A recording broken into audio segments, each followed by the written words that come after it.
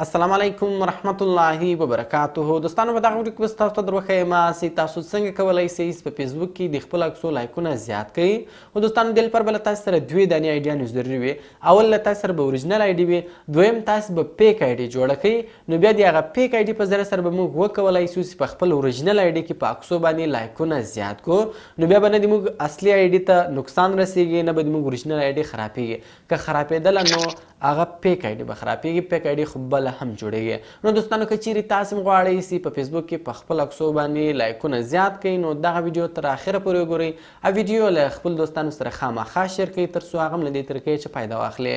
نو نور وخت مه اخلم، زه د ویډیو په طرف ویډیو شروع کوو. نو دوستانو اول زه راځم په خپل موبایل کې فیسبوک آی ډي خلاصوم. دلته په خپل آی ډي کې تاسو ته یو تصویر درښکاره کوم او بیا د هغه تصویر لایکونه زه زیاتوم.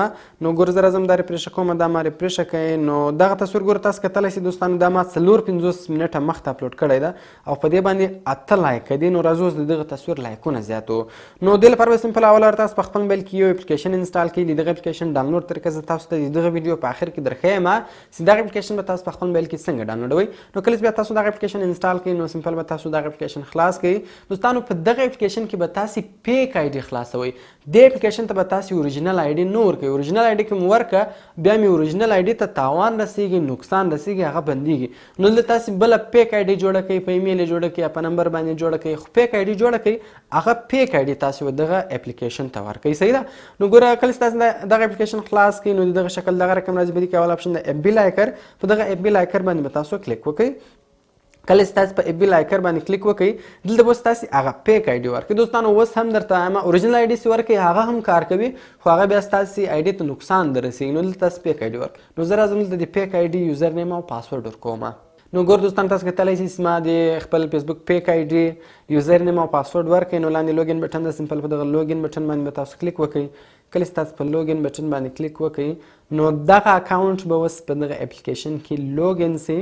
نو انتظار ته کوز د موږ سره لوګین سي. ګور دلته رالی لوګین سکسسفل، دا لوګین به ستاسو د پیک آی ډي نوم راواړوي. نو لاندې ګوره بیا لوګین بټن ورته لیکلی ده، سمپل به دغه لوګین بټن باندې به تاسو کلیک وکړئ. کله چې تاسو په لوګین بټن باندې کلیک وکړئ ګوره په هغه پیک آی ډي کې ما تر اوسه شی هم نه دی شیر کړی. صحیح دلته که چیرې دا ایډز رالی ګوره دا مشهورې دي دوستانو، په دا کونج کې کاټه بټن ده، سمپل په دې کلیک وکړئ دا به تاسو کلوز کړئ. ګوره په پیک آی ډي کې ما شی هم نه دی شیر کړی. نو اوس راځو د هغه بل اوریجنل آی ډي پوسټ راخو د هغه لایکونه ورزیاتو. نو هغه به تاسو څنګه کوئ؟ دې لپاره به سمپل بیرته تاسو ولاړ شئ، دلته به فیسبوک خلاص کړئ. نو زه راځم فیسبوک خلاصوم. فیسبوک چې مې خلاص کړئ اوس د هر تصویر تاسې لایکونه زیاتوئ. اول وار به تاسې هغه په پبلیک کې پوسټوئ. دا یوه خبره تاسو یاد ساتئ چې د هغه پریویسي به پبلیک وي، بیا لایکونه زیاتېږي. پریویسي پبلیک نو بیا نه زیاتېږي.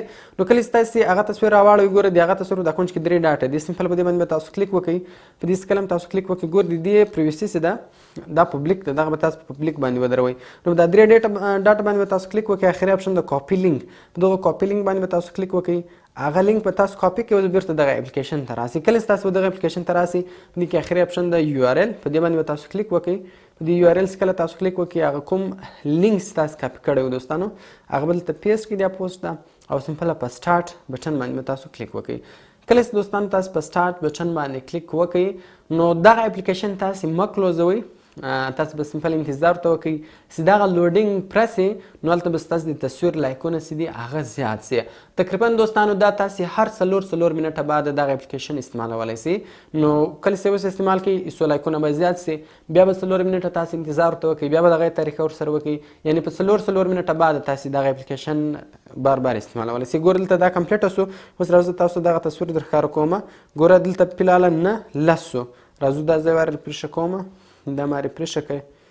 نو ګوره اوس 14 ته ورسېدل، 15 ته ورسېدل. نو دوستانو د دغه اپلیکیشن په ذریعه سره تاسو په ډېرې اسانۍ سره د خپل فیسبوک لایکونه زیاتولی سئ.